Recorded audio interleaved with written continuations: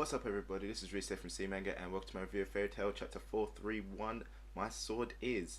Alright, so the chapters are a day late, alright, who would have thought it? But anyway, you know what, this chapter here, it kind of felt a little wasted, and you know why? Because of the Invincible Erza, you know, she makes her debut and yeah, it kind of leaves a bad taste in your mouth. It kind of like shows what's to come. But yeah, before that, I must admit, I really did like the beginning of this chapter. You know, Lucy, she finally had a chance to showcase her powers properly.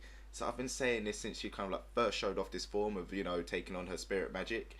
It's like she needed to basically kind of show it all off in a non-jokey way or even just a non-perverted way, basically, you know. To just and the form basically with Tauros, that form really actually did deliver. The brute strength, it was pretty cruel. It was pretty cool, and you know what? I just love the way like that one attack that she did, where she created that shockwave. That was friggin' bad. You know the way she took out all the guys at once, just with one shockwave from the whips. Like, yeah, that's what I really wanted to see.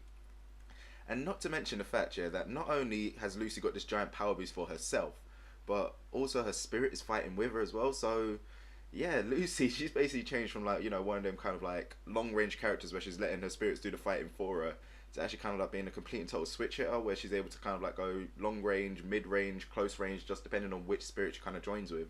So I'm still waiting for the one where she joins with Sagittarius, just so it's like, okay, let's see how good Lucy's archery skills are now, kind of thing. And then also, you know, when she joins with Loki, she's got like regular punches and stuff, which kind of does, yeah, it's just pretty cool. I liked it.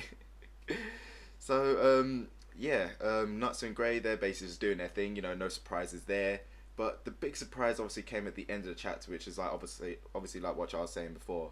Avatar, obviously, you know, they're looking at this whole battle now and thinking, ah, crap. Now, you know, we've got to put our serious guys in there, you know, all the like top wigs that we've seen, obviously, you know, the actual named characters. These are guys that have to now go in there and deal with this shit. But you know what? First off was obviously Jerome, and he just felt like such a disappointment. You know, it's like from obviously when we first saw him, you know, so far what we've seen, it's like I was thinking he was going to be a bit of a badass, you know. It's like, and then when he took out his like dark magic sword, it's like, damn, this sword can destroy any magic it touches. That is sick. But you know, it ended up happy. It was just bad for him, you know. The fact that he ended up going up against what's the name, Erza, wrong choice. She basically, you know, like just looked at him like, oh, this is what you're doing, you know. He took out a friggin' blade wing armor thing, and then next thing she's just like, oh, so you actually have to touch me. Well, this sword here, I can hit you without you even knowing that I've hit you.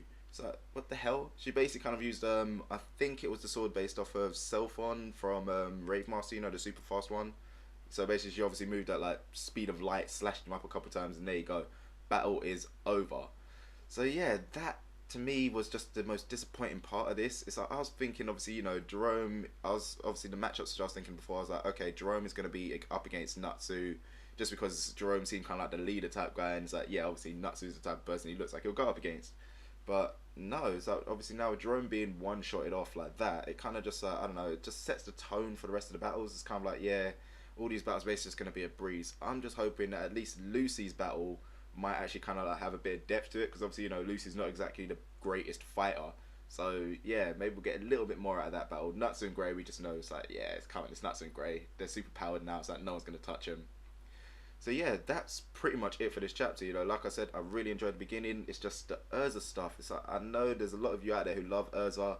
Personally, she's alright, but they do just kind of like overpower and make her invincible. You know, it's like there's been times where she seemed like she was gonna lose, but in the end, she somehow wins. It's like, look at that battle up against what's her name?